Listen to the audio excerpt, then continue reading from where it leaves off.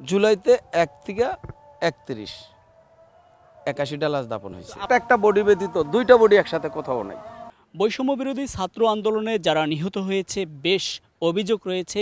এই যেখানে দেখতে পাচ্ছেন দৃশ্যটি, এটি গণকবর নামে কিন্তু আখ্যায়িত রয়েছে এবং এই গণকবর নামে যে দৃশ্য দেখতে পাচ্ছেন এটি কিন্তু সামাজিক যোগাযোগ মাধ্যমে বা বিভিন্ন গণমাধ্যমেও কিন্তু উঠে এসেছে। এটি নিয়ে কিন্তু সন্দিহান রয়েছে, তবে এখন পর্যন্ত কিন্তু স্পষ্ট নয়। আমরাও কিন্তু এসেছি এখানে এবং এদের সবার সাথে কথা বলার চেষ্টা করছি, আমরা তথ্য নিতে চেষ্টা করেছি। তবে এখানে একটা জিনিস আমরা বুঝতে পেরেছি যে এখানে যদি কথা বলতে চাই কারোর সাথে, সেক্ষেত্রে কিন্তু অফিসের অনুমতি লাগে। অর্থাৎ যারা গণকবর বা কবর খুঁড়ে তাদের সাথে যদি আমরা কথা বলার চেষ্টা করেছি, তারা বলছে যে কথা বলবে না বা মুখ খুলবে না, সেটি কিন্তু অফিসের অনুমতি লাগবে। স্যান্ডেলিনা সো, রূপচর্চায় আভিজাত্য।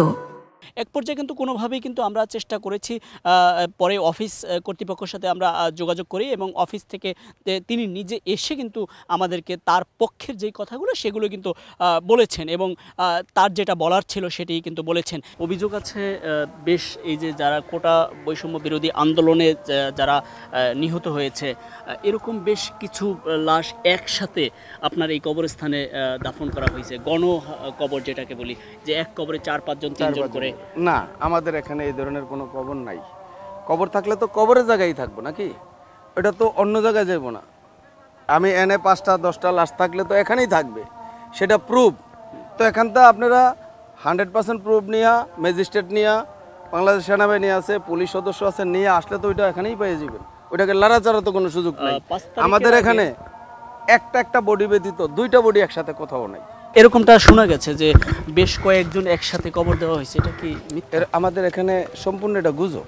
কারণ আমরা তো এই ৮ বছর ধরে মাটি দিতে আসি, যেই ধারায় মাটি দিছি, আন্দোলন হচ্ছে, যেটাই হচ্ছে, আঞ্জুমান মফিদুল ইসলাম ফরেনসিক প্রত্যয়নপত্র সহ বডি নিয়ে আসে। যদি আপনার মনে হয় যে একজন লোক কোনোভাবে প্রমাণ হলো যে এই কবরস্থানে দাফন করা হয়েছে, সেই লোকটাকে আইডেন্টিফাই করবেন কিভাবে? আইডেন্টিফাই করার আমাদের এখানে কোনো সুযোগ নেই। গেলে আজকে 9টা বডি আসছে, এই 9টা বডি তো আমরা মুখ খুলে দেখি না, শুধু বডি 9টা গইনা নিমু, 9টা কাগজ গইনা নিমু, এই আমরা লিখে রাখবো। এটা গোসল দিয়া কাপড়ের কাপড় পরাইয়া সুন্দর মতো তারা নিয়ে আসে, আমরা জানাজা কমপ্লিট করি আর দাপনটা কমপ্লিট করি। মানে বডি কোনটা এটা তো আমাদের নির্ধারণ করার কোনো রকম ক্ষমতাই নেই। আমাদের এখানে তো এখানে কেন, আপনি কোথাও বেওয়ারিশ হোক আর ওয়ারিশ হোক, আমরা নির্ধারণ করে রাখার তো কোনো রকম সুযোগ আমাদের কাছে নাই। এটা তো কবরস্থান। আমরা ওই 9টা কবর দেখা গেল যে এই জায়গাটা দিছি, এই 9টা কবর, ওই 9টা বডি, আজকে 9টা আসলো, 9টা দেখাইতে পারবো, কালকে 2টা আসছে, 2টা দেখাইতে পারবো, যে এই 2টা। কিন্তু আমরা বলতে পারবো না যে এই লাশটা, এই বডিটা এই লোকের। এটা তো আমাদের কাছে কোনো প্রুফ থাকে না।